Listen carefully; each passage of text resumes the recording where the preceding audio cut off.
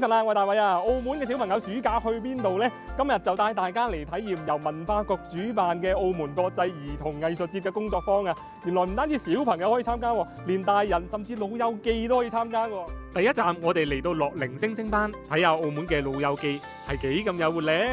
喺呢度我哋老中青三代人一齊同 Miss 練習發聲學唱歌，要嗌出聲㗎嚇。阿姐姐，我想問下你參加咗呢個班有咩感覺？學咗好多嘢啦，練咗氣啦，人就精神咗啦。而家參加呢個班次，都知道係點發音、點樣唱、點叫高低音、點出聲、點運氣。衷心感謝政府同埋多謝文化局。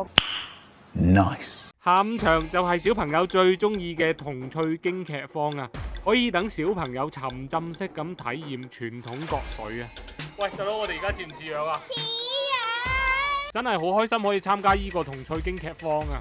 我見佢哋上完堂翻屋企都係非常之開心嘅，每日都要同我表演下喺文化中心學咗啲咩動作啦。真心覺得文化局響國粹文化傳承上面係做得非常好啊！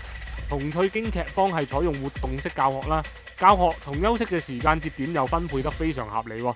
上堂嘅先生同老師又非常有耐性啦。